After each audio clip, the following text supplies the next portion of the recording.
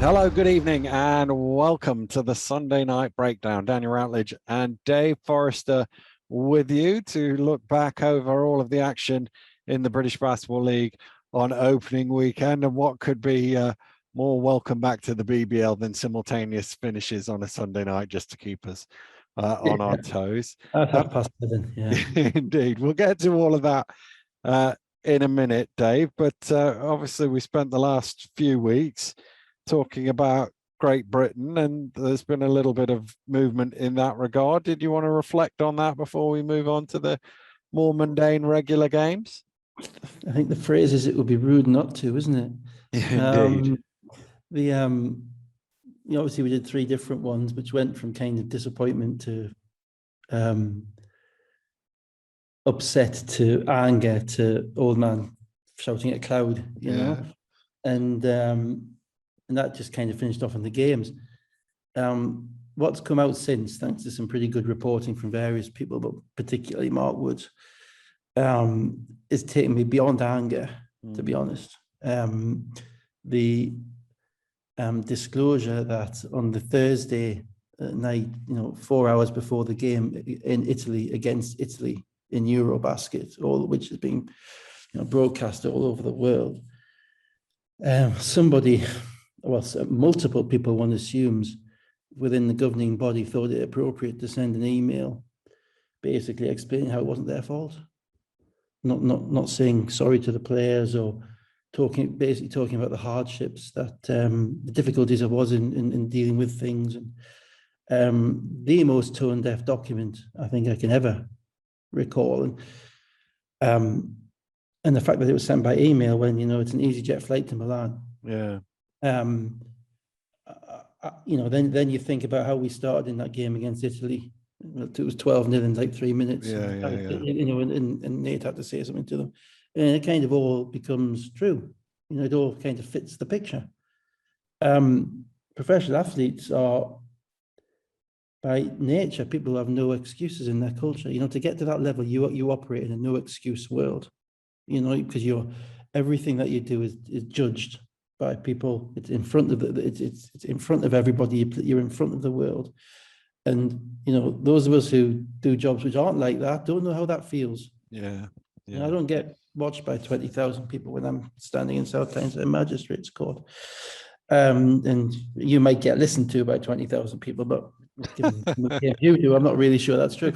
Anyway, but if you know what I mean, and to produce something so tone deaf, so inadequate, so insulting, without then thinking, well, hang on, what impact is this going to have on the players who've got a game in 4 hours time? Why wouldn't you send it the next day? And we've talked about why the chairman isn't over there, it hasn't been appointed whilst this is going on. Then you listen to the weasel words that come out of the organization, and it just made me think, this is lions led by donkeys. This is World War I, right? So that, again, some excellent reporting. I mean, there's even suggesting in the report that one of the members of the board had said, look, we need to apologize to these guys, and it's been shouted down by the rest, which basically just goes to show that, Johnsonism is still alive and kicking. Never apologize, never accept, never admit. Well, that's fine if you're trying to win elections. But your whole function is to win the hearts and minds of 12 people who are out there putting it on the line for their country, right? And the lack of accountability contained and the tone deaf nature of that email absolutely astounded me. Just unbelievable. Since then, it's taken 2 weeks. We've finally had a chairman appointed. I have little faith. I have little hope, I'll be honest. And I desperately hope I'm wrong. Desperately hope I'm wrong.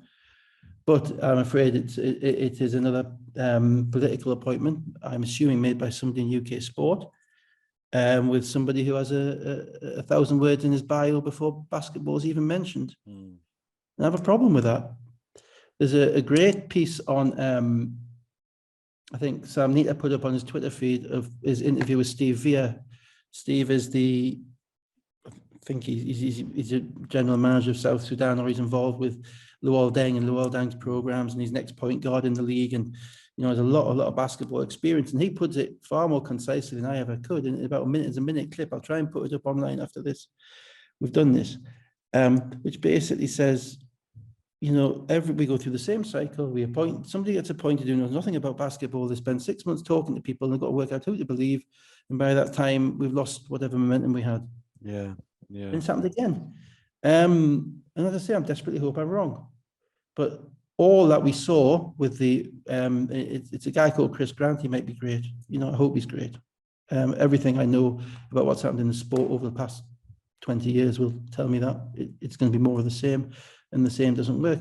And beyond that, there are then the, frankly, sick-making press releases that come out with it, with the various bodies all talking, Basketball England, Basketball Scotland, Basketball Wales, BBL, all talking about stakeholders and working together and moving forwards and every little bit of buzzword you could imagine. And I kind of get it from the Basketball England, Basketball Scotland, because they can't accept fault because, hang on, they're the people who are part of all of this. I would like the BBL to stand up for their players. I understand why it's politic that they didn't. And say something more than the normal kind of friendly words about working together and all that stuff. Because at this point, nobody in authority, has acknowledged in any way, shape or form the failures that have gone on.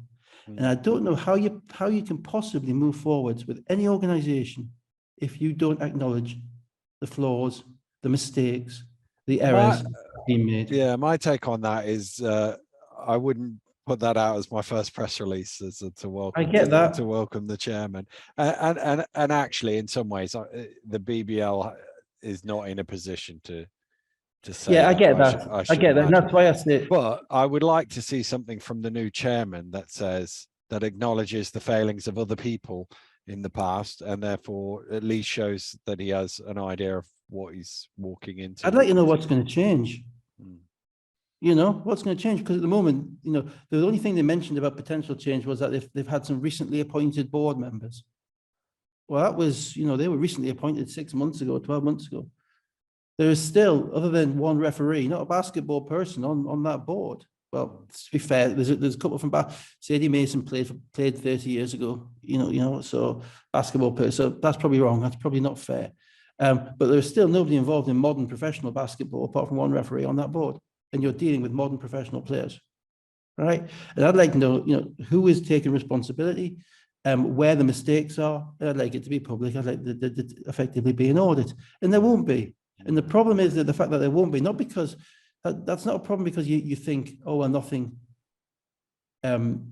it's being done, but I don't need to know. That's fine. It's because one genuinely suspects that people don't accept that they made mistakes. And the people who have appointed the new chairman are basically looking at the bio. It's Sport England, it's UK Sport. It's a political appointment by funding agencies, and funding is critical. And I get that. And having somebody who can grease the wheels might help. And no doubt it's a direct response to the fact that the last time they appointed an athletics coach, who wasn't part of that group, right? Yeah. It went horrendously wrong. So they then revert back to this way of doing it. But I'm going to put up Steve Veer's tweet. I'm going to find it and put it up. Because he says in 1 minute and 15 seconds, well, I've been trying to say the last 4 podcasts, basically, and I know we'll leave it at that. We don't know anything about the game in November. We're now at the end of September. Yeah. It's just, it's really just a continual, it would be different. It would be surprising, I suppose, if it was anything different, because it's a continuation of the failures of the summer. So why am I surprised? Why am I upset? Why am I angry? Etc. Etc. Etc. I still am. That message being sent to players 4 hours before a game is just absolutely crass. Yeah. Well, I mean, they're just anybody involved. I wouldn't expect them to be reading emails 4 hours before the game. They won't, but somebody's going to get it. Somebody will. The coach is going to get it. And then the coach is going to probably show it to a senior player or two. And just the concept of it is just nuts. But the whole summer had been nuts. And it's a continuation. And at the moment, the sword is there, but no one's fallen on it. Yeah. Which is a concern because, we all deal in sport, professional sports, the accountability, as we've It's talked about. results-based industry. It's results-based, and then, it's an inquest. Yeah. What happened to us was the equivalent of yeah. losing. What happened to us was the equivalent of going to the World Cup, losing to Iran 3-0, losing to, I think Wales were playing, 2-0, and maybe I think we're playing America as well, USA, and losing 3-0 to America. Losing all 3 games, and you think everything would be standing still. Every time the cricket team loses the Ashes, everything's tipped upside down. A whole stale performance reviews. We just have it. Oh, never mind. We'll speak to the stakeholders. Yeah. Muddle on. Rubbish. Sorry. Well, Dan, right. we will come back to this, no doubt, in November when GB play again somewhere.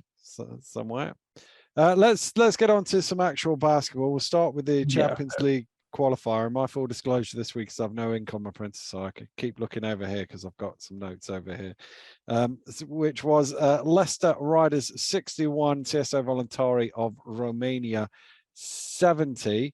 Patrick Whelan back for Leicester for the first time. He'd missed the preseason games after coming back from Eurobasket with an ankle injury. Leicester started this game really well. Then Nelson Henry inside, Loving made a 3, 9-2 up after 2.5 minutes. And you're thinking, oh, this looks good. Yeah, I mean, they did. And to be fair, Whelan didn't look right the whole game. No, I know you mentioned that ankle injury and not having been, he didn't look right the whole game. And I'm not convinced that was due to the standard of the opposition. I think he's better than that. And if he's healthy and in rhythm, I think he has an impact on the game, and that might make a significant difference. Leicester started out by getting better shots than Voluntari, basically. And I think possibly, surprising Voluntari with the efficiency of their shots. And, when you're playing a game, you're playing in Europe, all these games are basically pre-season or early season. And the one thought I always had about Europe, and I was somewhat frustrated on a couple of years when we couldn't enter it, was that your continuity would give you the advantage that potentially your budget took away from you. Yeah. And that if we could play with a purpose and play with togetherness, that could impact, on these teams who have bigger budgets but have just been thrown together. And I think that kind of happened with Leicester early. The big guys, the big guys in Leicester, Nelson Henry and Walker were the match of the big guys at Voluntari, who would no doubt get him, paid 3 times as much. To be honest, Thompson's got a heck of a resume, And through the whole game, they were the match for them. And I think that probably surprised Voluntari a little bit. But there's a lot of athleticism. There was a lot of athleticism. I think they had 5 Americans, a 7-foot Slovenian, and a couple of others as well.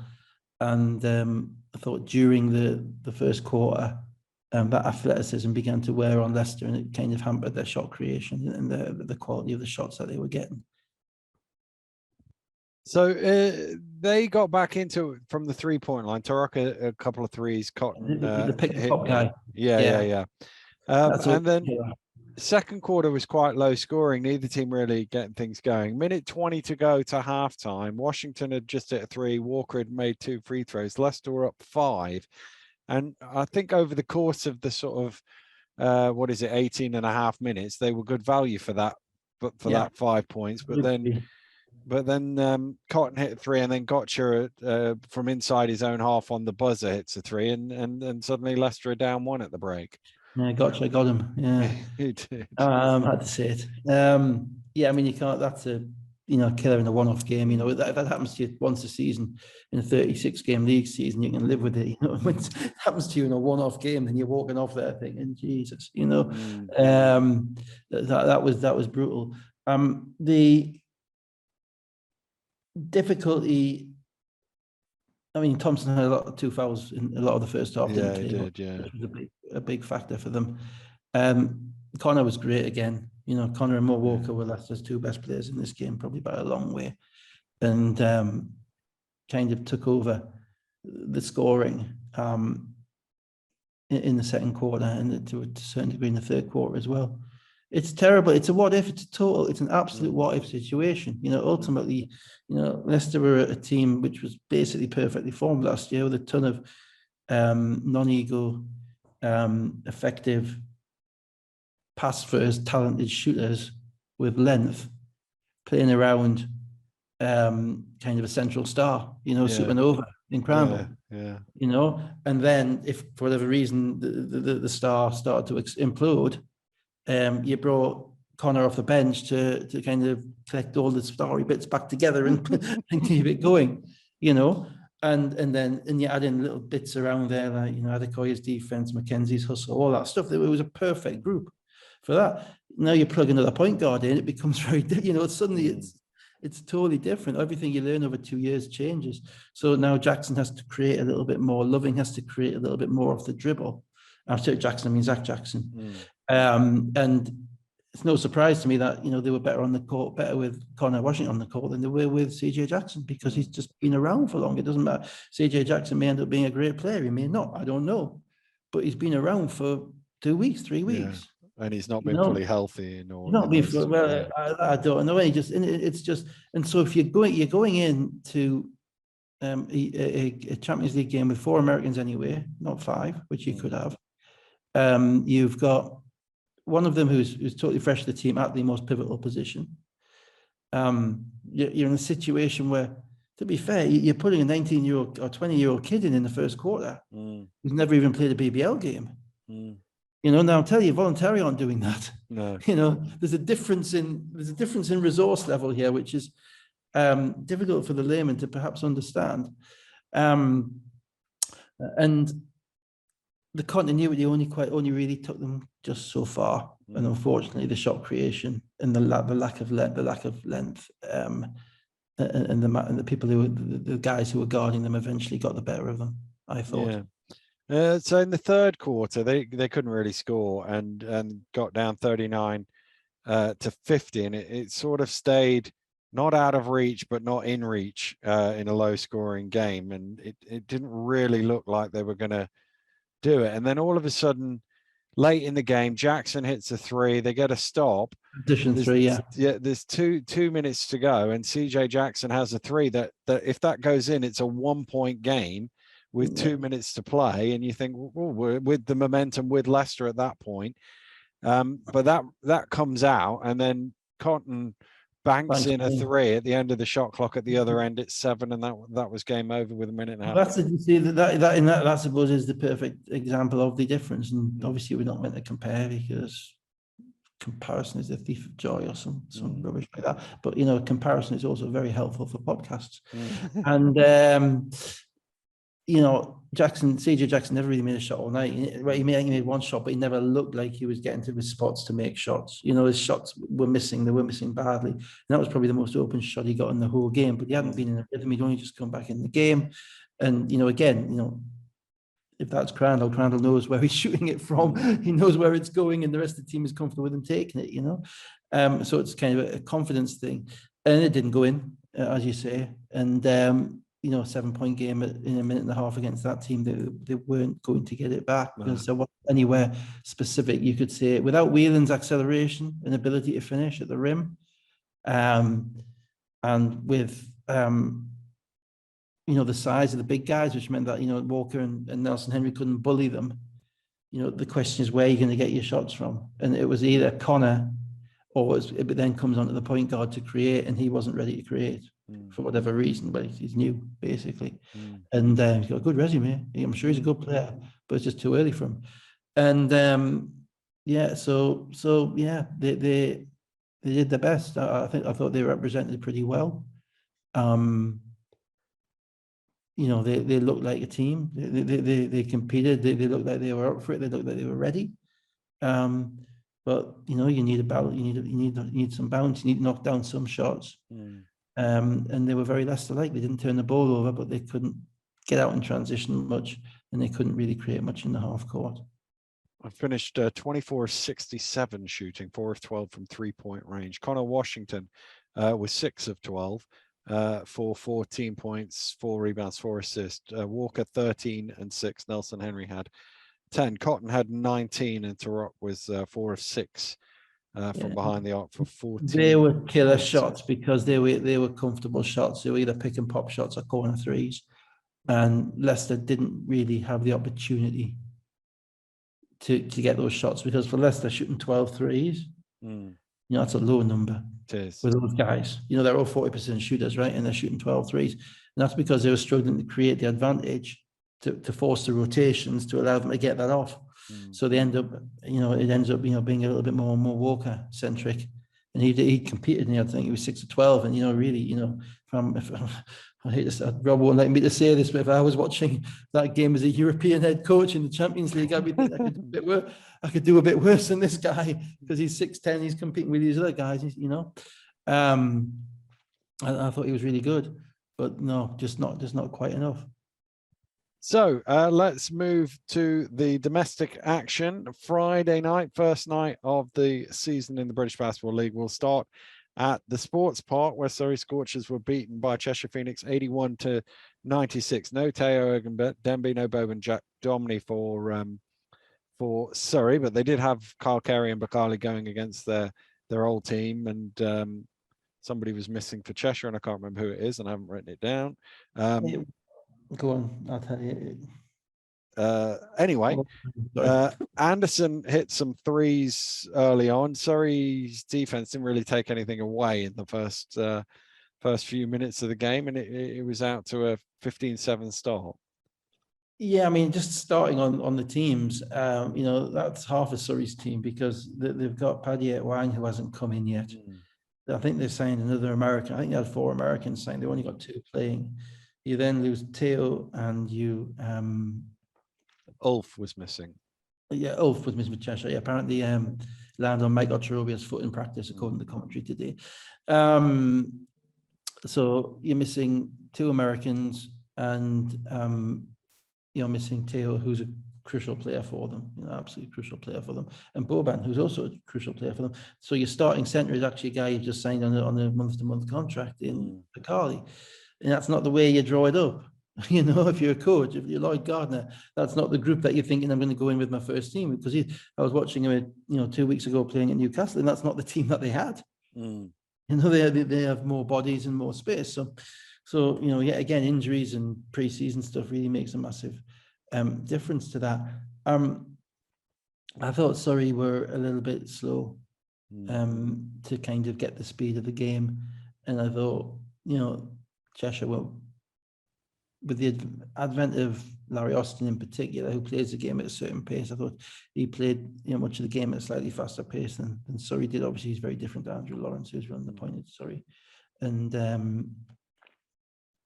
oh my goodness, and Luke Bazumbu, sorry, I nearly forgot his name, who's also having to play lots of minutes in his first game.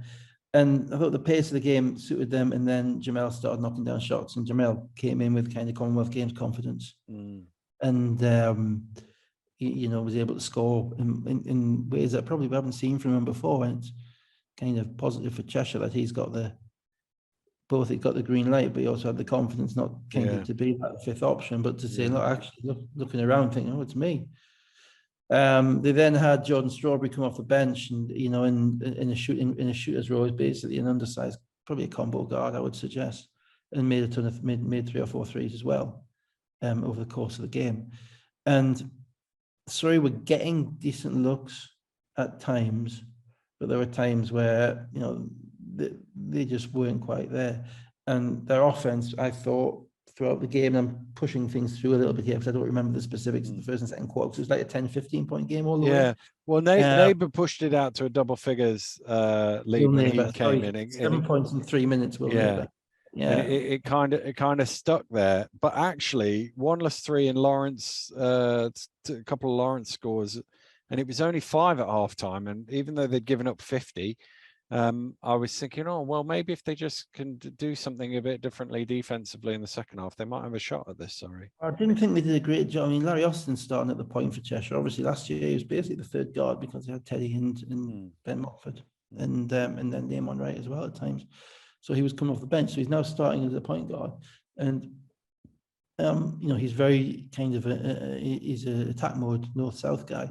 I didn't think Surrey did a very good job of defending the screen and roll. He got to the rim and he got dump offs to either Ocherobi or Teague at times as well. And I don't think they adjusted to that overly well. the other thing that disappointed me a little bit about Surrey was that, Jalen Ray was kind of marginalised a little bit. And I watched Jalen Ray at Newcastle a couple of weeks ago in 2 games, and he's a pure scorer. And a lot of and maybe because of the different lineups that they had on the court, but he ended up a lot of times on the wing, and they weren't really able to create that much offense from it. It was a lot of kind of ball screen going through Bazumbru and Lawrence. And he, I think, got a little bit frustrated in his game, and he made a couple of shots early, but after that, they kept him quiet. And to be close, I think they needed him to have a 20 plus.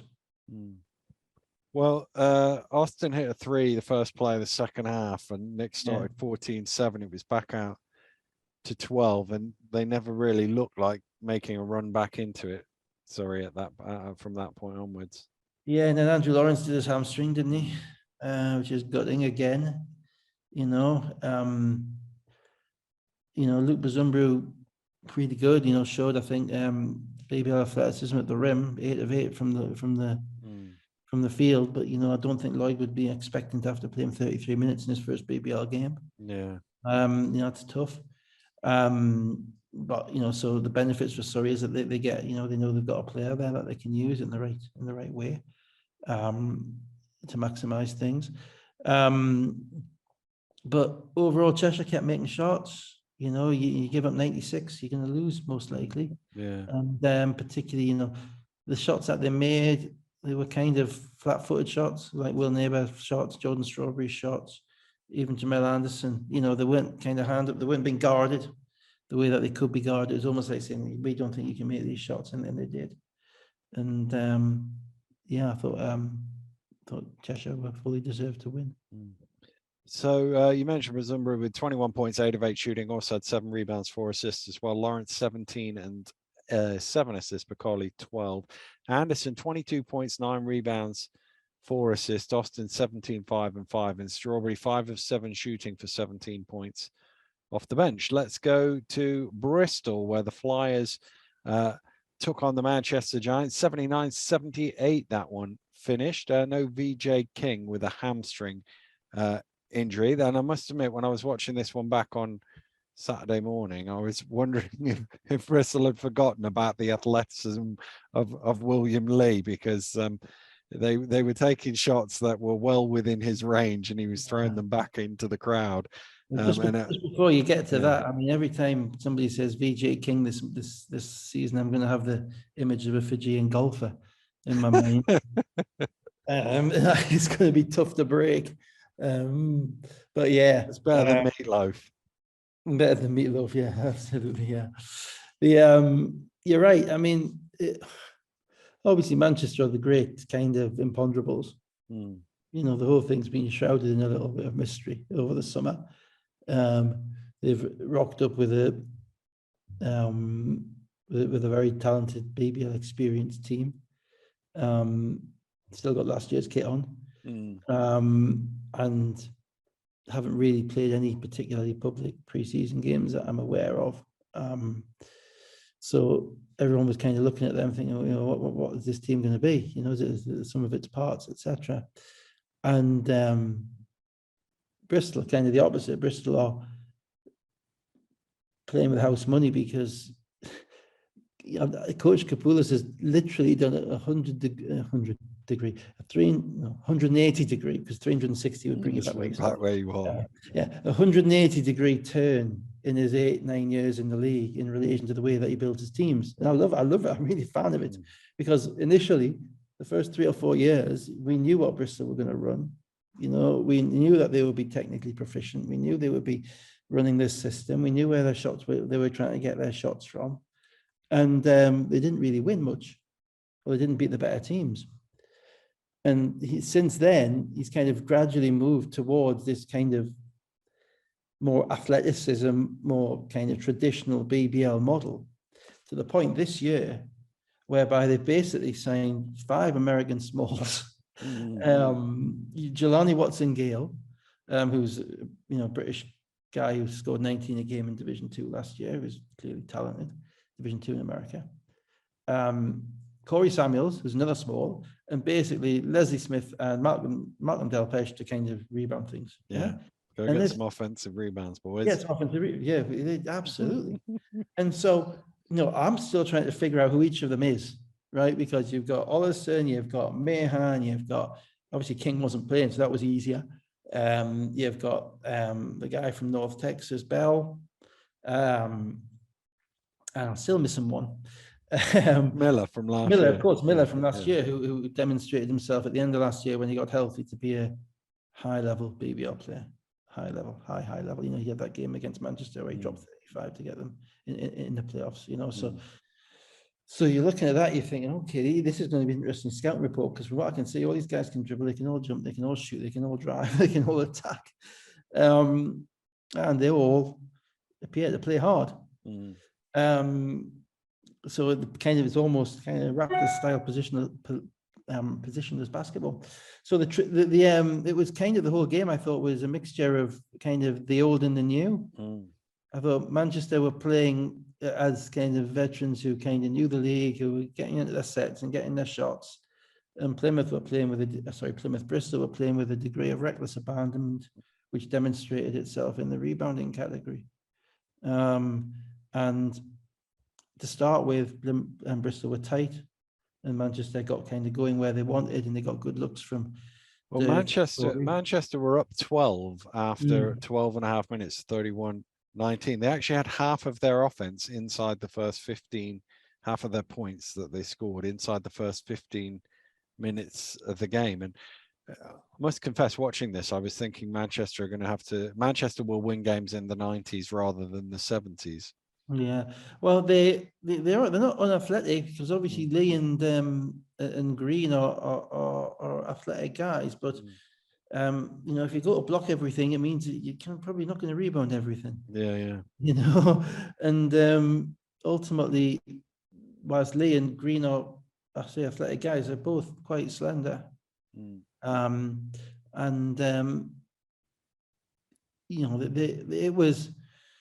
They strike me at the moment as a bit of a Red Bull team, Manchester. They play with the adrenaline, and when they're flying up and down the court and they're draining shots, it looks fantastic.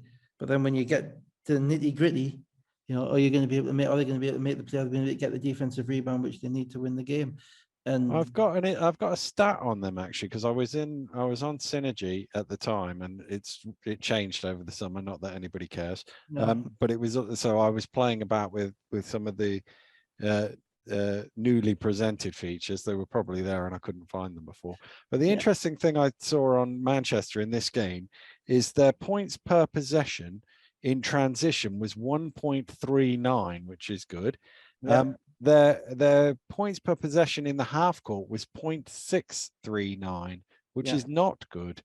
And interestingly, they have this category push ball when they get the ball and go, and they were 0.97 in that, which is reasonable. But when they went from push ball into half court, it dropped to 0.231, which I know is just throwing a load of numbers. But in essence, in the open court, they were really good in this game. When they got into the half court, not so much. Well, they're a little bit, to be honest, a little bit like Newcastle last year in that, they don't really have a secondary ball handler. Callum Jones didn't play much. So Fletcher's playing a lot. And Nick Lewis didn't play much. And, again, Nick Lewis is kind of a guy, probably more of a scorer than a creator. And then they've got a bunch of wings, Corey Johnson and Dirk Williams and Roberson. They're not really guys you're going to give to get the ball in the half court. So you've got to, figure out where your offense is coming from. And Bristol kind of figured out their offense was eventually coming from Miller, handling the ball, offensive rebounding, and then kickouts. And, Jelani Watson-Gale got aggressive and started scoring the ball. And as I say, when Manchester's adrenaline kind of dropped, when the speed dropped, when the Red Bull ran out, and you had the dip, there wasn't much there. They played in spurts through the whole game, and at times their body language wasn't great. They looked a bit tired at times. It looked like they were worn down. So it doesn't matter what level of talent you've got. Ultimately, if you get rebounded by 25, you're going to struggle to win a game. Let's spin it forward to the end, last couple of minutes. So Watson-Gale with the 3, 75-71. William Lee with the layup, 75-73. Miller with the alley-oop to Delpesh. Nice dunk, play. 77-73 with 1:16 to go, and then Green, an offensive foul on. Didn't like it. I watched this back. Didn't like that call. I saw why it got called. I watched it. The one thing, I mean, my kind of early season rant on this is going to be on illegal screens with refs, because I'm really kind of with this YouTube feature now and the ability is to go back and watch. I mean, you don't generally, you'll never see an illegal screen because as a fan, because you're not watching it. You're watching the ball, right? Yeah. By the time it's happened, it's like, oh, he must have done it. So now I'm kind of on them because I never quite figured out precisely what was being called all the time. And obviously there's two major rules, which is one, you have to be within the cylinder of your body when you set the screen. You can't be spread out like starfish or whatever. Or probably starfish is the wrong expression, but you know what I mean, doing stuff. And secondly, my understanding is you have to be a distance away when you set it, or so far as before you can't step right into somebody as you're setting it. This one, I'm not sure why it was. I wouldn't have called it at this time of the game. It might have been an illegal screen, and the ref might be absolutely right. But from what I could see, Green got up there. One of his legs was outside the cylinder, certainly, but it wasn't anywhere near where the contact was. The side that he was screening with, it was planted. He just hadn't got the other leg in, he didn't make any contact with the other leg, if that makes any sense. And I think it's got to be a bit more egregious than that to call it with 1 minute, 15 seconds to go, to be honest. If it had been a no call, it wasn't an advantage gained. It wasn't that he was on the way at the basket. If it had been a no call, I don't think anyone would have said anything. So I'll be interested. I mean, I'm going to be, so the refs, anybody refs listening to this, illegal screens are on watch. And anybody who wants to tell me I'm wrong, I'm absolutely all ears to listen to why I'm wrong. I'm sure you'll get a text Monday morning. Great. So this matters because then we come back there, A, because they turned the ball over as a result of it, but B, because they come back down the other end. Miller runs the clock, gives it to Delpesh. Green commits a foul. He's now fouled out of the game with 43.6 seconds to go. Delpesh makes one of the two free throws to make it 78-73, but Fletcher, as we've seen him do countless times, immediately back down floor with a quick layup to make it 78-75 with 36 seconds to go. And then Bristol, well, we saw a bit of Bristol struggling in close game situations at home at the end of last season. They almost turned it over. Williams had a steal and then a jump ball was called as a result. And that was one, it's worth... I'll give him a little bit of credit. I mean, that was Manchester was scrambling, and I think one of the new Bristol guards made the mistake of throwing it down to the corner. You don't throw it to the corner when there's a team scrambling like that against you, because you're not in attack mode and you're able to be trapped. And then they had to try and get it out of the corner, and they basically took away half the court. And you're right, Dirk got his hands on the ball, but it was judged a jump ball. So just to clear that up, because on the commentary they thought it was a bit generous because it went so quickly from two people touching it. But if two people are touching the ball and one of them steps out of bounds, it's automatically a jump ball. Yeah, I thought, I didn't have any issue with that call at all. So 22.7 seconds left on the clock. It's a Flyers timeout. They've got the sideline ball in the 5-second spot, so to speak. But actually, they got it in pretty easy this time. Yeah, a little down screen for Mike Miller. What was the problem, guys? What was the problem? Little down screen for Mike Miller. Job done. To be fair, Manchester weren't overly pressed. Manchester's defense was pretty passive for quite a lot of this game. They were there. They were in the right position, but you wouldn't say that they were overly aggressive defensively, And they got the ball into Miller quite comfortably. He's fouled. 19.5 seconds to go. He goes 1 for 2. Timeout and advance the ball, and they run a nice little play that Lee screened the screener and he's wide open at the top for a 3-point shot that would have tied the game. Was it? I've lost track. No, would have dropped it by one. They'd have been down by one. But everybody wants to be entertained. Have a quick look at Coach Capoulas once he gets that shot before he lets it off. The look of absolute horror on it. Like, what? How does he get open on one down screen for Fletcher to throw the ball straight to Lee to shoot a good 3 with no time coming off the clock? Yeah, the defense broke down, but he missed the shot. And that was basically the game, albeit it.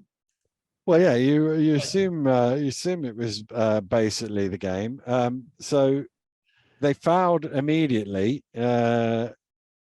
Robertson fouled out. Miller has 2 free throws with 15 seconds to go. Misses both of them, but they get an offensive rebound. Mahan gets an offensive rebound. Then they didn't foul them, Manchester. Down four, still some time. It was kind of a bizarre finish like Yeah. that.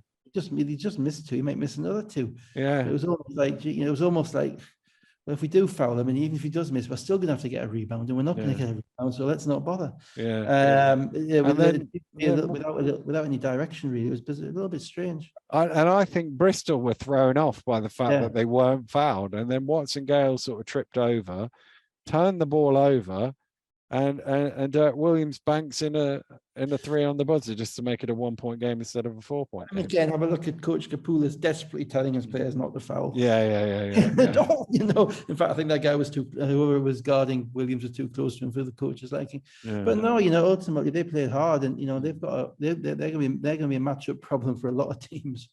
Once they sort their roles out in Bristol, once they sort out, who their guys are. I don't think Manchester particularly respected Watson Gale. I don't imagine he was particularly high on the scouting report. I think he hurt them.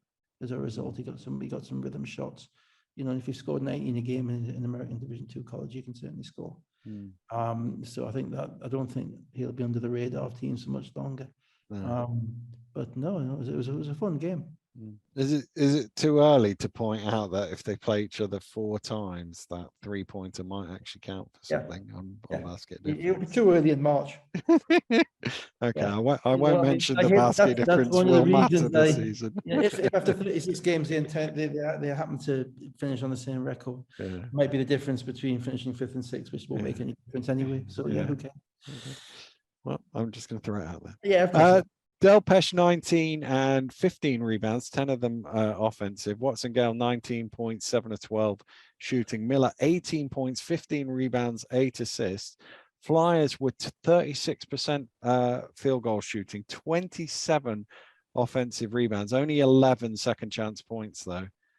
Yeah, I mean that's the thing, they're going to have to learn to finish. And maybe kickouts to shooters and that type of thing, but that'll happen as rules get kind of solidified. Lee had 21 points, 13 rebounds, 5 blocks. Dirk Williams with 17 points, Green 15, Fletcher 11 and 11. 20 points off turnovers, 19 points in the fast break. Just goes to underline the numbers I gave you earlier about the transition for Manchester. Something to watch for them, I think. So let's go to the Sky Sports game. Sheffield Sharks 73, London Lions 86. And the motorway, the M1 was closed apparently down by East Midlands Airport. So the Lions were super late arriving. That happened in the EuroLeague? It happened in Eurobasket, didn't it? There was no bus in one game, wasn't there? That was Tbilisi though. Yeah, it was Tbilisi. So they arrived late. So the tip-off was probably about 7 minutes later than it would have been, because basically as soon as the last person walked through the door, they set 30 minutes on the clock and started ticking down. So they didn't really have much of a warm-up, maybe 22 minutes. Yeah, just so you know, when that happened to us, we would always make sure the last person stayed on the bus for about 10 minutes.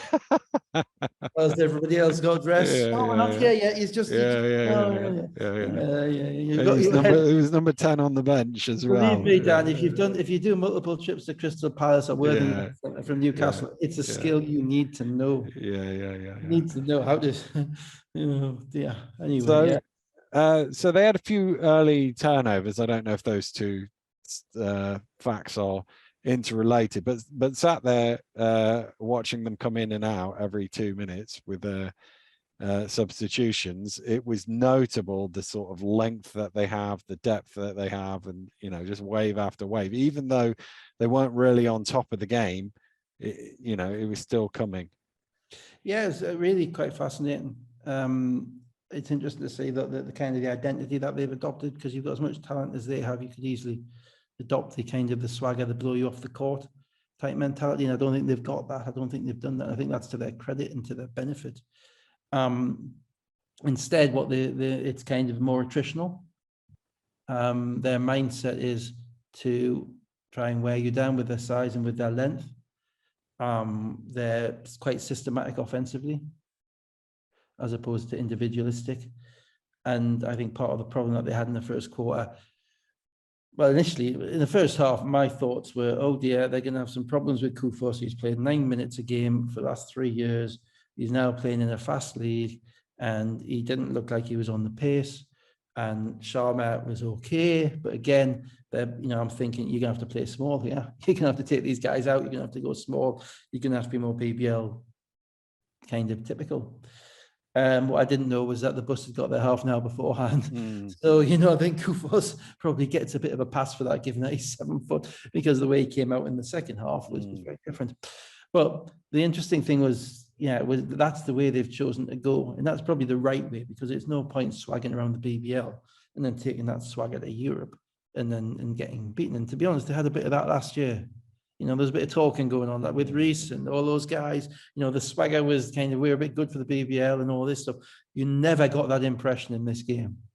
Never. And that's critical. And the coach, I thought, was very Americanized. And I don't mean that in a bad way. I think he might be Canadian, so it's probably a bit unfair. But in the way that he handled his team, quite buttoned up, not overly emotional. He's got a ton of talent there. He doesn't want them to be impacted negatively by his kind of emotional outbursts. So he's keeping the control of everything himself to make sure he's got a control on his team. And the fact, and the concern with that is always you might lose some players because, you've got them at the end of the bench. But what changes it for London, and the reason that is the right way to go, is that all these guys are getting paid. And it's not a question whether they're playing for jobs elsewhere. They're playing for jobs in London. They're getting paid. So it's a little bit like the NBA. You don't have people on the end of the bench causing problems in the NBA or in the G League because they don't want to be labeling themselves as a problem because they might lose the gig, which is the best gig they've ever had. So that helps you kind of maintain that team togetherness, and it means that as the coach, you can be a little bit more thoughtful, as opposed to kind of BBL specific emotional Flannery, Paternostro, PJ, which we've all seen. So it's a different way of doing things.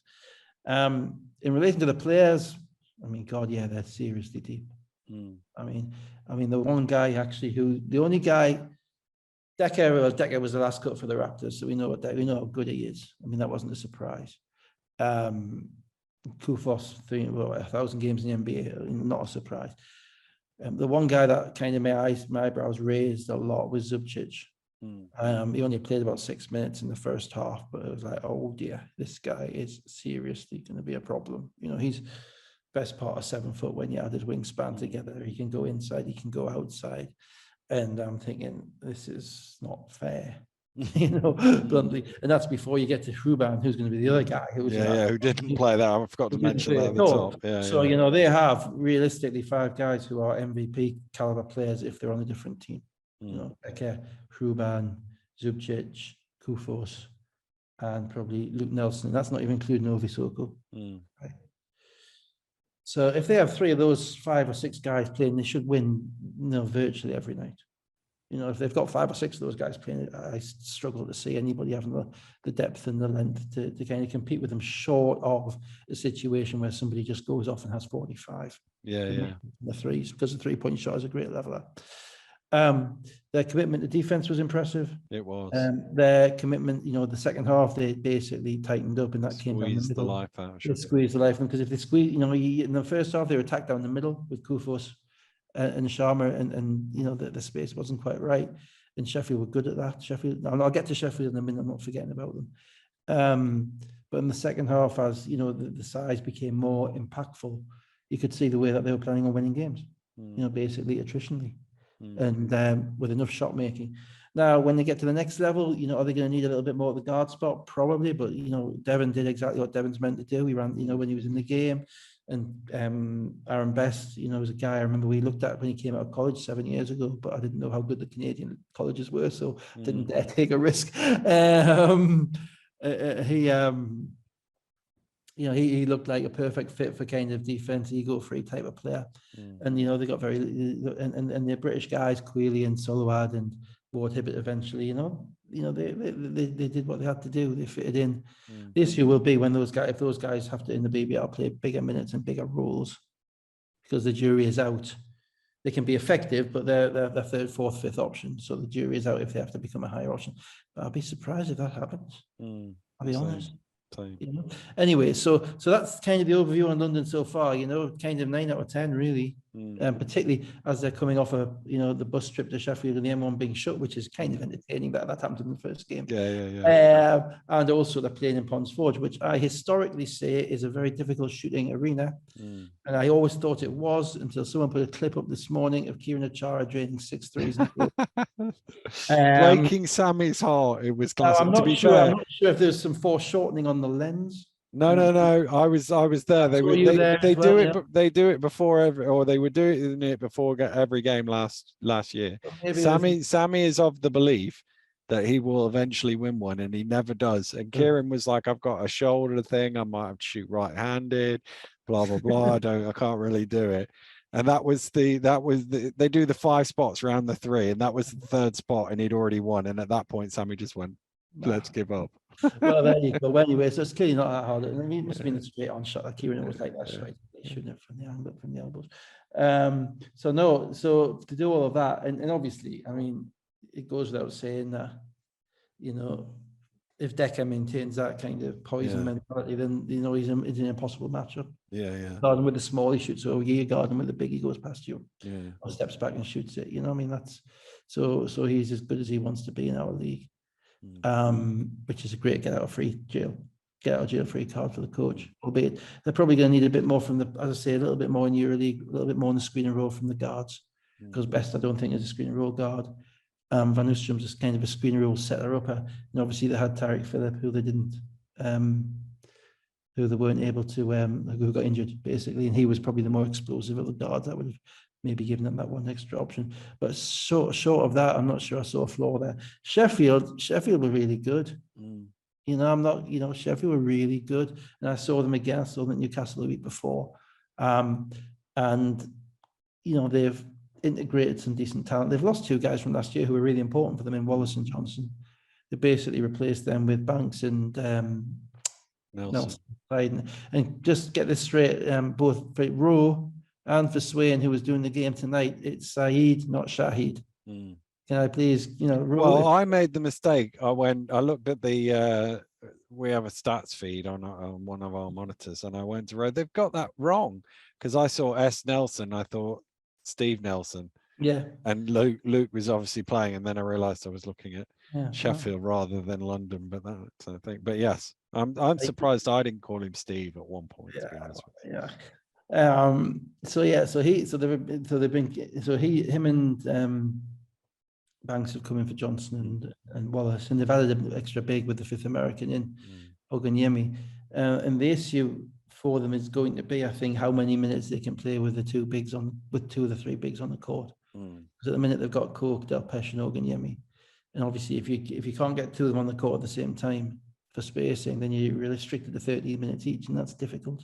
You know, and they tried a couple of times to kind of go with the 2, and of the 4 of the 3 of them, Oganyemi is kind of the best spacer, but he's still a bit of he's a bit of a rebounding machine, so you see he's not overly comfortable at stepping right out, and obviously that then constricts your space a bit more, you know, when you've got the 2 of those guys in the game and you're dealing with a rotating lineup of Kufos, Sharma, Ovisoko, Zubcic, you know, these guys, it becomes, you know, difficult for the guards to get into the spaces to get their shots off. So that's going to be kind of something I'm going to look at for Sheffield over the course of the season, how they use their 3 bigs and whether they can keep 2 of them on the court. Because if they can, then defensively they actually become a bit more intimidating and their rebounding gets better. But it's all about, you know, working that spacing out. And London were quite happy to go with the two bigs at all times. You know, they never went small, never took one of the centres out basically. I mean, it'll be interesting to see if that maintains during the BBL as well. But yeah, they just strangled them. They did, yeah. So Decker was fouled on the buzzer at the end of the first half, made 3 free throws, and that put them up 37-40. And then they scored the first 8 points of the third quarter. But the defense was just, I mean, sitting there courtside, the intensity of it was really impressive. And it kind of broke Sheffield's back. It's not a team that you're going to chase down London. Once they got ahead, that was it. No, I was one thing in the first. I spotted, there was a 3-second call in the first half. Thought you might have picked up on it. I'm not sure you can have a 3-second call when somebody's rebounding an air ball. Yeah, it was. Yeah, my assumption is the referee's gone. It was 3 seconds before the shot went up. Yeah, well, it was 2 seconds after that. Yeah. Okay, fair enough. But yeah, for those who don't know, it's for the 3-second rule, the shot doesn't have to hit the rim. No. The 14-second, the shot clock it does, but for a 3-second rule, a shot attempt is sufficient to reset the shot clock. It was always one of them. I remember in the old days, Nick Stannard, the old referee's chief, saying, "We're trying not to call 3 seconds, basically." Yeah. But what they would do is they would ping you if the shot was about to go up, because you'd have the benefit of position. Yeah. Whereas there was no benefit to the 3 seconds until the ball came to you. Yeah. So either when they threw it in, they'd call it, or when the shot was about to go up, they'd call it. Daniel Routledge, referee's apologist. No, I'm just saying. Oh no, I'm with you. I understand that, and I think you're probably right. Because in the when I was a kid, you see 3 seconds all the time. It was a regular call. It was one of them that you saw all the time, but they just don't bother with it now, unless it's a point where there is an obvious advantage. And to be honest, there's a lot of space in now anyway, which means exactly. Anyway. Yeah.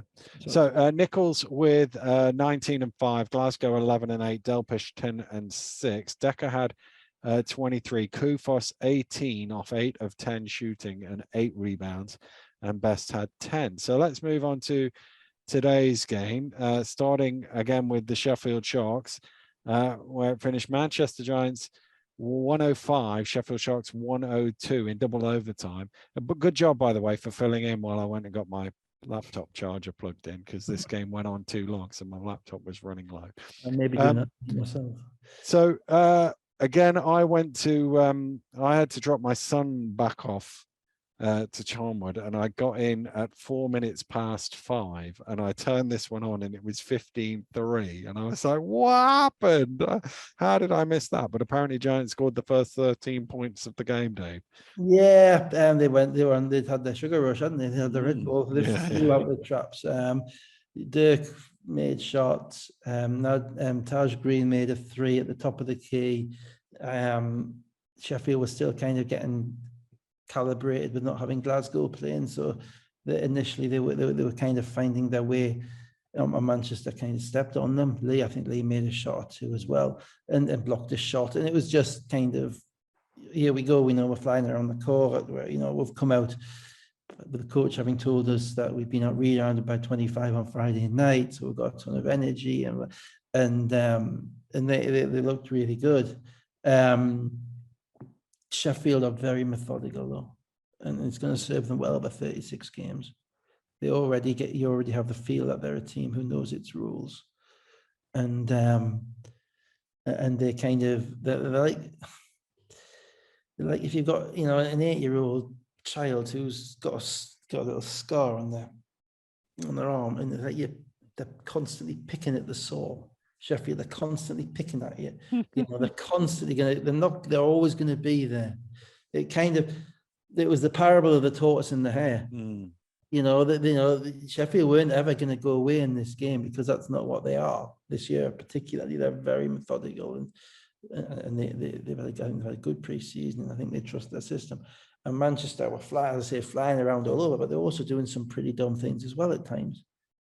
So a couple of times they couldn't get the ball in bounds from the baseline, that type of thing, and then they're giving up threes, or they're over helping on defense, and kind of it really was. It was a game whereby I think whilst Manchester were making all those shots and that they were 10 of 14 in threes in the first half, it's like no wonder they scored 58 points. But when the speed slowed down, the transition slowed down, when Dirk disappeared from being mildly hot to being, incredibly hot, which he was in the first half, when he just dropped just a little bit, and then Sheffield focused on him a little bit more, Manchester's offense struggled. Sorry, I'm trying to get my son to get me a glass of water Oh, there, and I he's see looking that, at me yeah. like, "Shall I refill it?" I'm like, "Yes, water." Yeah, Put some that you're water blowing in. kisses at me, No, don't no. worry. He'll probably come back with a beer now or something. So Yeah, let's see what I do. They actually got way out in front. They were 21-5 up midway through the first quarter.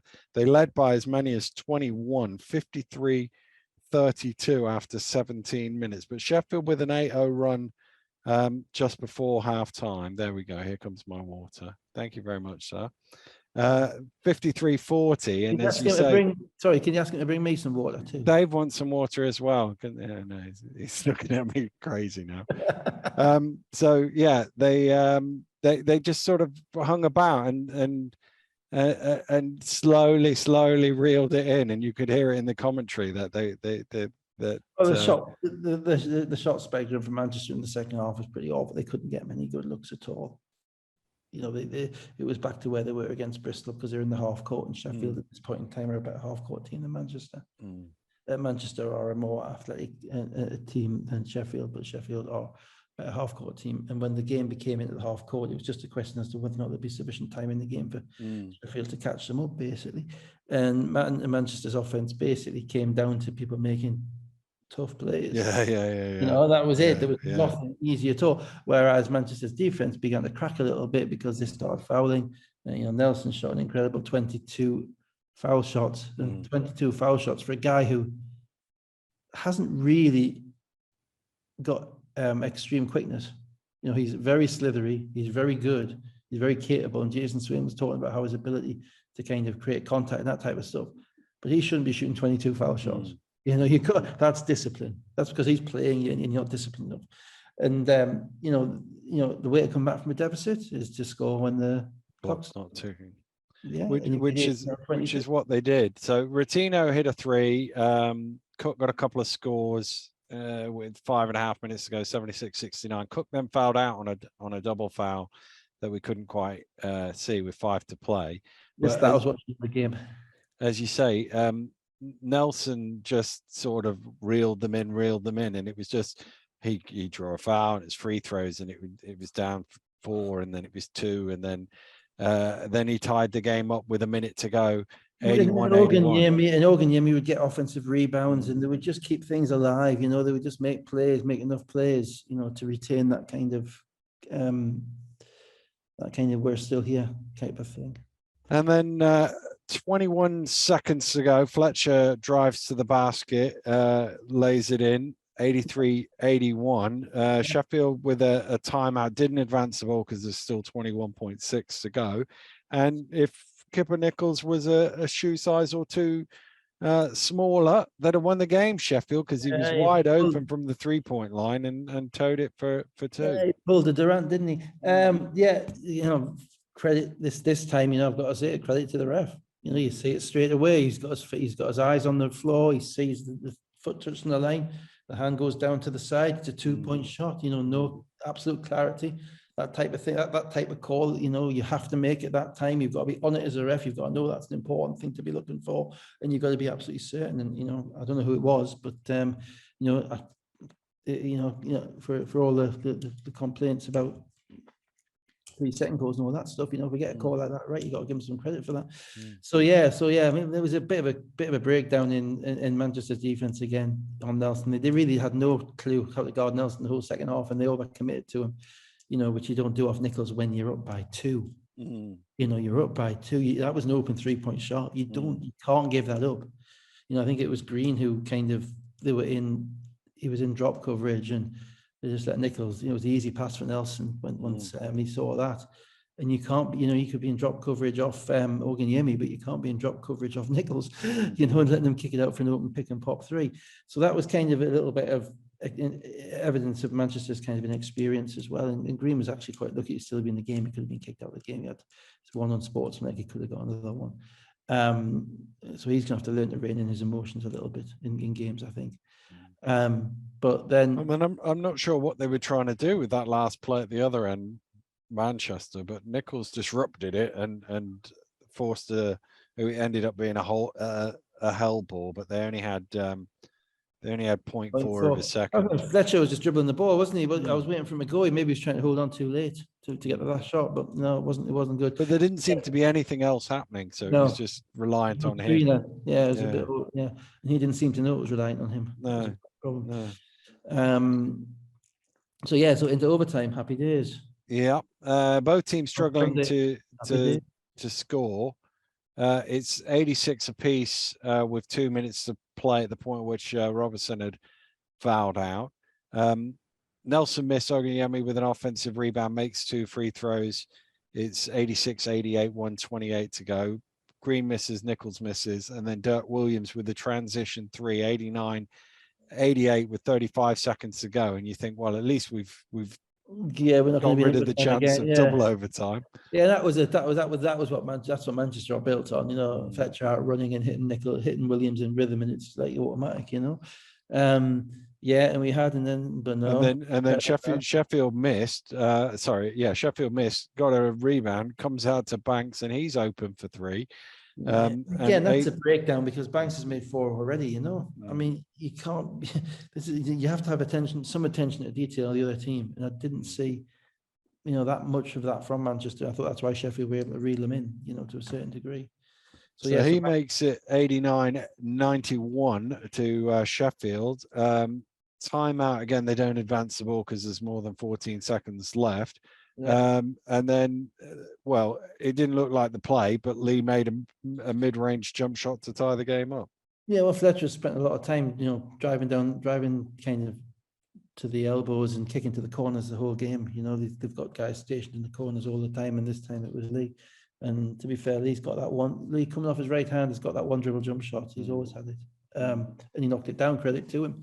He hadn't made many plays in the second half. Hadn't made many shots. So, so then that came down to Sheffield, and Sheffield didn't really get much of a look either, did they? Banks got his shot blocked, and then it went out of bounds, and that was basically it. So into the second overtime, and whilst they it's interesting on that though, you see, because Banks has 17 points in this game, and 5 of them are threes. Banks in college was a 42% 3-point shooter, and on more than half his shots were threes. Knowing that you can't let him shoot threes, and knowing that you've got to force him to drive and finish. It's not about what you do; it's what you know. And you have to know that from the beginning of the season. You can't wait until 6 weeks in until you play everybody once or twice. This stuff makes a difference in the season from the beginning, and that's where the information retention, that's where the coaching, that's where the geeks come into it. You have to know who, and particularly when they made 4 threes already. So they didn't really score in the first overtime, but then it went pretty much basket for basket. They were a bit tired at this point. So we'll spin it towards the end. 98-98 with 2:40 to go. Then Fletcher drive, Green 1 for 2 from 3-point range, from free throws. 101-98 with 2:09 to go. Nelson goes 1 of 2 from the free throw line. You only missed, I think, 4 free throws all game. I think it was 18 of 22.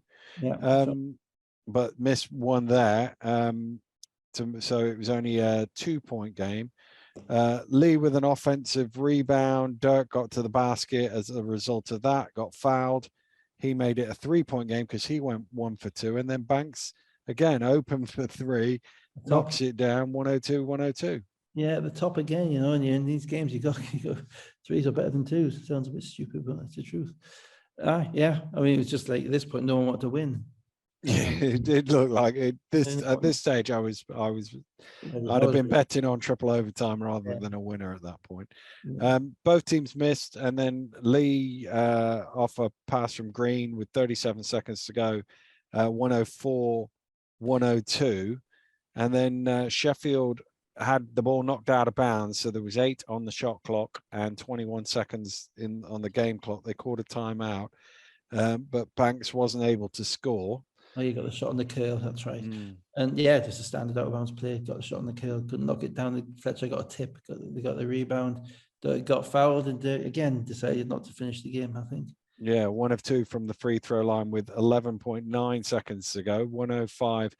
102, and then Nichols fires up a three that potentially could tie it. He thought he was the fouled. Atiba was absolutely livid. I only got one look at it, but what did you think? Two things. One, how the hell is Nichols wide open off one pass? And that was because Green was guarding Nichols. And that's the same as what had happened earlier on. Green doesn't know Nichols, doesn't know the scouting report. He's a rookie, he's young. He was way off him, which meant that he's off balance. Now, he got out there quick enough to take the first shot away, but Nichols got on with the step back. I thought it was a foul. I watched it back. I didn't see it at the time. I didn't see it to any degree at the time, but I watched it back a couple of times. I thought it was a foul. I understand why the ref didn't call it, because I think Green did a fairly good job of persuading him it wasn't. But if you look at it in detail, Green, when he challenges the shot, isn't vertical now. So he goes up as Nichols goes up with his hand kind of very, very close to Nichols's elbow. Now, kind of on kind of 45 degrees. And you don't know whether he made contact with his elbow then. He probably didn't, because the shot wasn't short. But what then happens is, as Nichols goes through his follow through, Green kind of continues to kind of move forward to the point whereby his hand becomes vertical. So the ref sees his hand vertical, but he's literally taken all Nichols's space from him. And Nichols manages to land, but he lands actually out of where he would have otherwise landed. And also, I think on the follow through, at the time he follows through, and if there is any contact, at that point, I think Green's hand is straight up. So I understand why the ref didn't call it, or it didn't look like it. But from my perspective, he took more space than you're allowed, from Nichols. And it was a tough call. I understand why you wouldn't call it with the game on the line, Nichols. But, players aren't, a player's initial reaction is rarely put on. Nichols knew he'd been fouled. Yeah. And and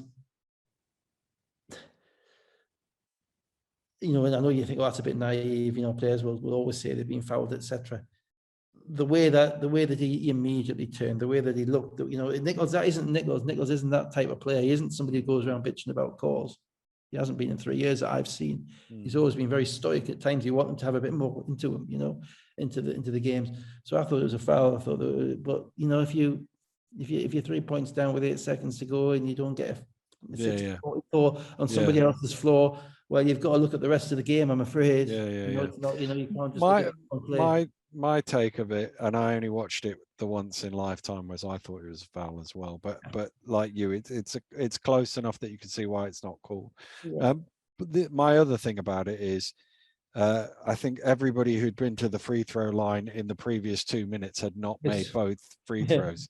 So the chances of him making all three and forcing overtime were, it wasn't a guarantee, even if the foul was called. And I'm not going to get onto soapboxes about people, coming after referees at the end, because I may have once done that myself. And we've all seen it. It's not, there's probably not a coach in the league. Well, there is one coach in the league who hasn't done it, which is Stootle, because he's never coached a game yet. Apart from that, I'm pretty sure every coach in the league has kind of stormed preposterously across a court halfway, being fake held back by his players to express dissatisfaction at a refereeing decision. That's sport. That's what happens. Let's not get too high and mighty about that. If you don't put your hands on refs and you don't shout upset and you don't shout physical threats to them, but everything else, I'm afraid it's not great. You don't like to see it, but it's sport. So, Dirk Williams, 31 points, 11 of 18 shooting, 6 of 11 from three. William Lee, 23 points, 13 rebounds. Green had 13. Giants were 14 of 33 from 3-point range. That means they were 4 of the last 19. That's where the game changed. They had 58 points in the first half. They had 26 points in the second half. That was when the sugar rush ended. And then the Red Bull ran out. Nelson had 29 points, 9 rebounds, 10 assists, 5 steals, 18 of 22 from the free throw line, but only 5 of 16 from the floor. Well, if you can get to the line, it's the best way to score. Foul shots, that's an indisciplined defensive effort. Though I'm afraid you've got to be better than that. Banks 17 and 7, Rotino 15 and 9. So let's go to the final game. Despite, mind, it is a bit rare that you have a coach chasing a ref at the end of a game when his point guards had 22 foul shots. Yeah. You don't see that very often. No. You don't see that very often. Excuse me, plug in as well. Yeah. So I will start us off then with the next game, which is, I say the last game. It only just outlasted the Manchester game because of the double overtime. It was Cheshire Phoenix 71, Plymouth City Patriots 78. No, Wolf, as we talked about for Cheshire, and they got off to a good start here.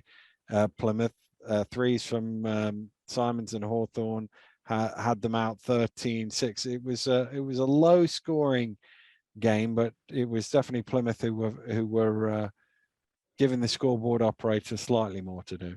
Yeah, and I mean let's go back to the start, because Plymouth, they've had a pretty discombobulated off season. They announced their signings early. There's problems with where they're going to be playing their games potentially after Christmas. There's the franchise is still basically trying to build itself back from being dropped in it by the Turkish owners 18 months ago.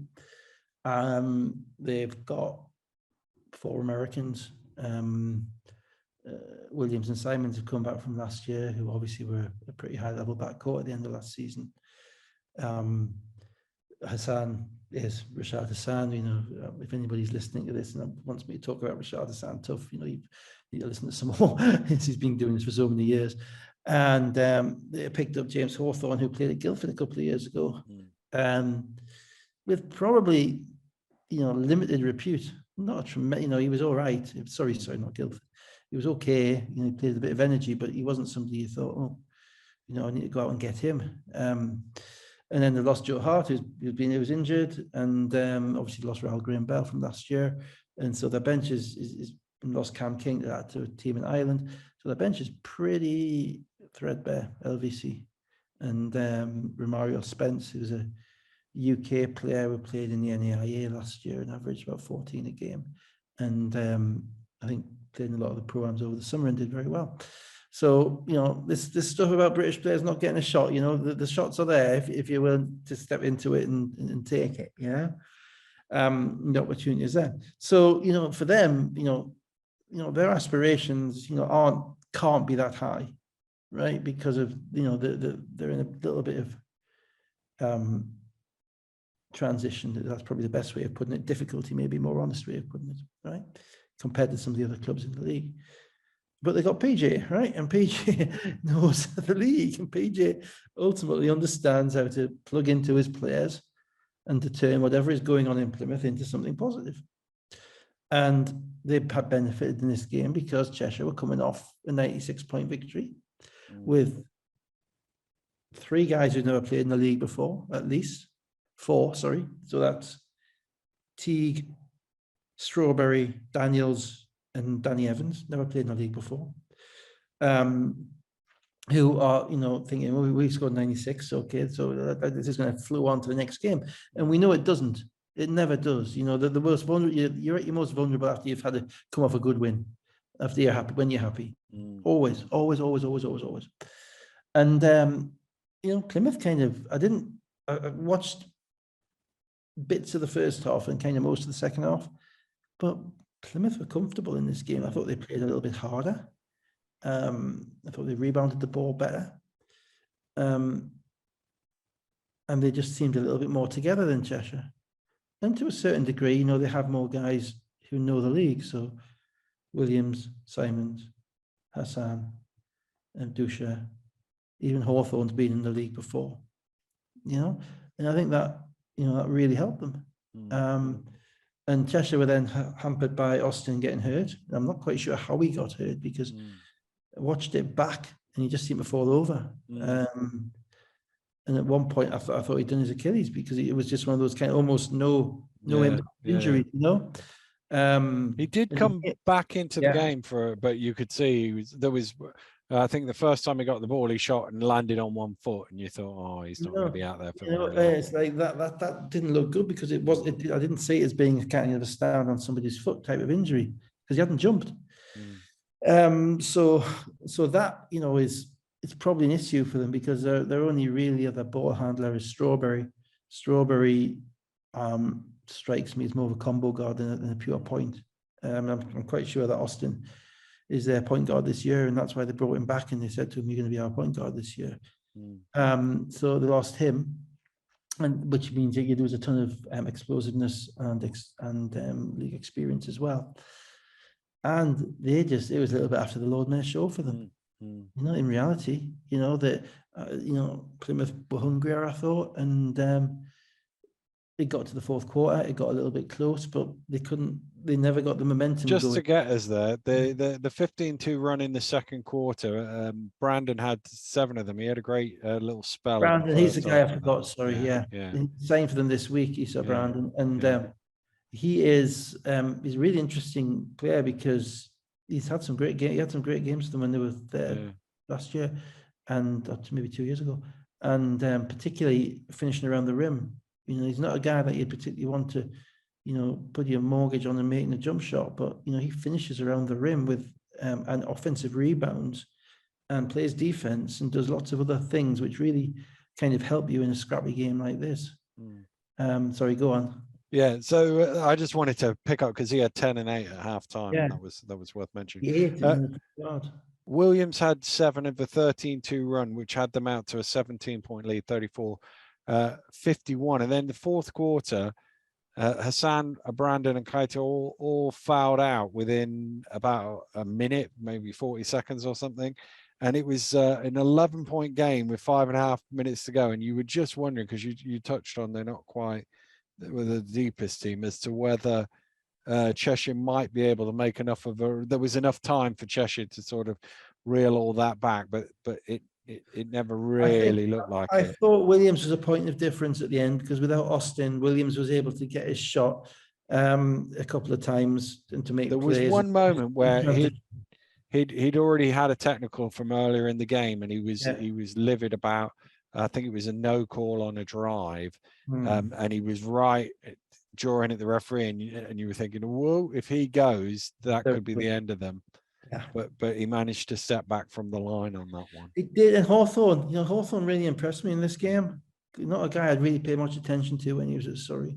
He played in spurts, but they weren't very good when he was there, and he didn't really have a noticeable role.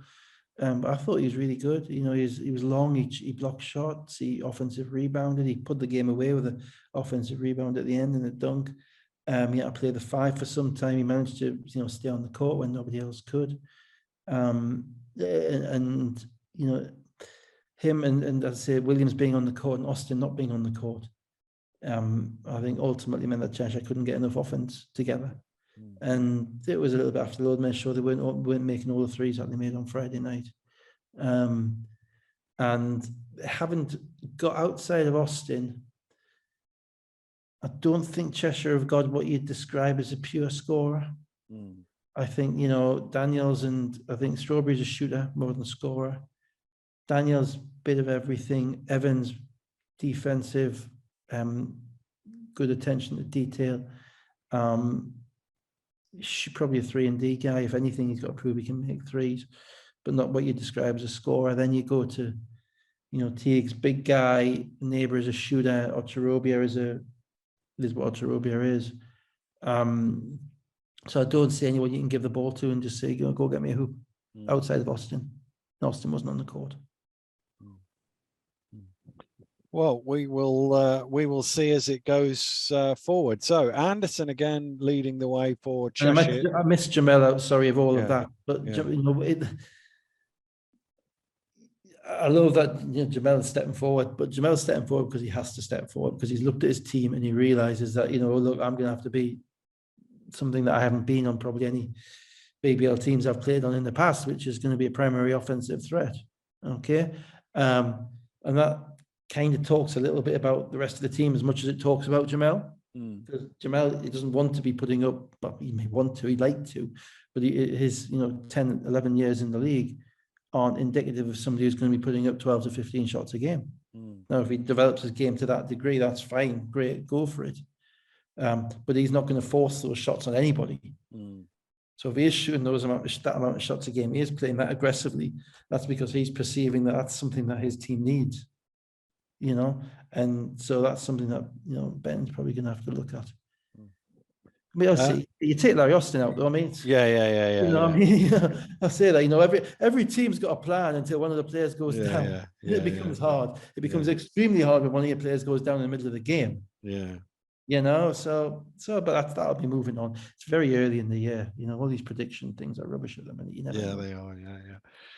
So Anderson led the way, 21-6. Strawberry had 13. Ucharobia 10-10.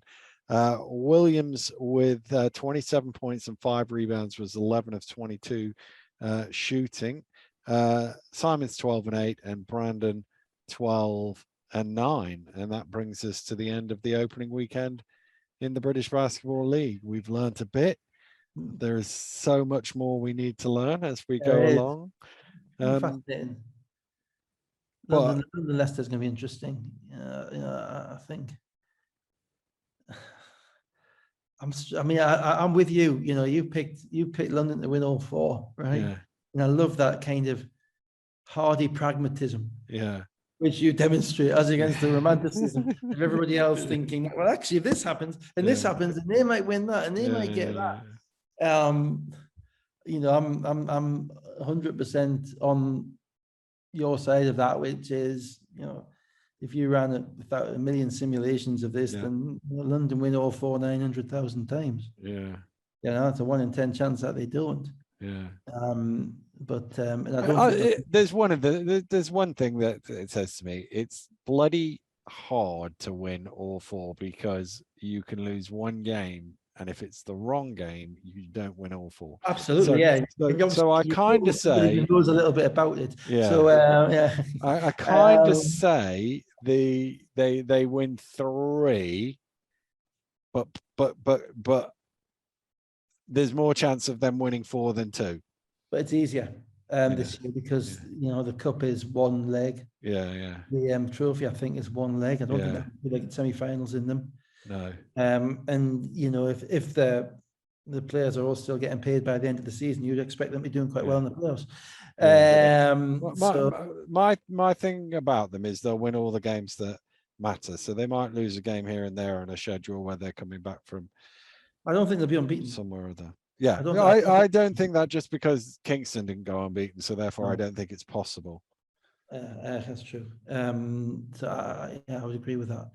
But if you were looking at the beginning of the year at a team who has the potential, and also, to be honest, Dan, Leicester lost Crandall. That's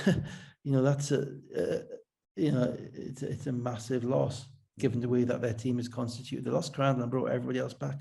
And it means they're the same, but not quite as good at the point guard position. And that's in London, there's no doubt. And however good Jackson turns out to be, he'll be different.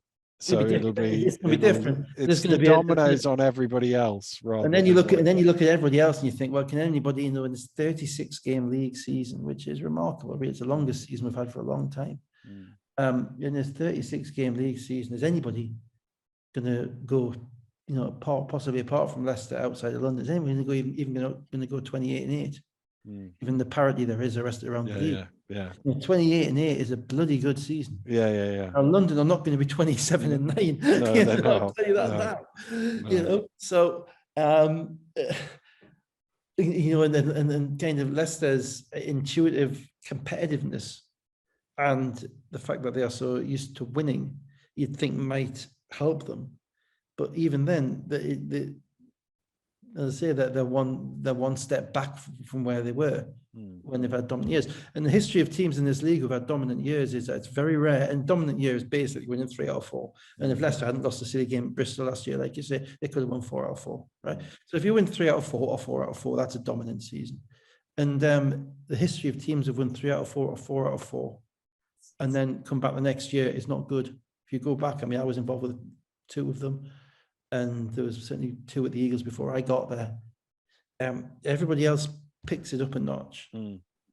You know, and you have to balance the fact that, you know, you want to keep this team together because it's so good, but you also want to keep progressing, and everybody wants more money and your budget hasn't changed. Yeah. And the other thing, as you say, Leicester were and 2 last year. I forgot how many games they played now. So they could be and 6 this year, and that would still be really good, but that'll be second or third. Yeah, really good. And just before, one big thing, didn't mention it before, we did mention the game, should have. You know, we are beginning to see some return on this investment. You know, the media stuff, the social media campaigns, the videos, Tahir's videos, Josh Steele's video, the Drew Lasker on the TV, all that type of stuff. That's kind of encouraging. You know, and I've obviously previously said, you know, proof would be in the pudding. That's really encouraging. There's still other things. I mean, on top of that, you look at that, we've got 5 games and we've basically had 4 of them playing in sold out venues. Yeah. Which again gets me to why can't we attract more? We need to do this. We need to do this to attract more fans. It's like, you can't attract more fans and you can get in the games. Yeah. You know, it comes back down to the venue again and again and again. You know, you need to get, and so one hopes. I mean, let's say the Manchester thing this summer's not particularly been handled particularly well by the league in relation to not releasing the players when Manchester have been releasing it. It's all been a little bit weird to those of us who watch kind of the league at that level, at that degree of interest, which is like all 4 of us. You know, it's all been a bit weird. So you know, and there are still questions about the governance and about, you know, precisely how it's all working with 777 and all that. But you know, what people are really interested in is the message getting out. And how is the message getting out? And there does appear to be a concerted strategy. And the reality is, the people whose job it is to do that have only been in post for between 6 and 8 weeks. So that's what's happened in 6 to 8 weeks. Imagine what will happen in 6 to 8 months. Well, that's why I say it's encouraging. You know, I think there is a market to be exploited, and so far, I think it's been pretty sure-handed. You know, the way it's been done. There's not been any the you know, publishing London Lines fixture times in American time and that type of stuff. Again, to the 4 of us who care, really kind of like, what's going on? And it'll be interesting to see, you know, how that continues and whether they're able to maintain that over the course of the whole year. I hope so, because it augurs well. Certainly, over the summer, there is a benefit. You know, the league is getting, I think, I've talked to probably 5 coaches over the summer at various different times, and happily they're all still talking to me. And it seems that everybody is kind of positive about kind of an upward motion, you know, with the league. So hopefully, long may it continue. Long may it continue, indeed. But we need to come to an end, Dave. So we will park it. We'll park it there. Dave and I will be back as usual next Sunday night to break down the next round of fixtures in the BBL. But for now, have a great week. We'll see you next Sunday. Goodbye.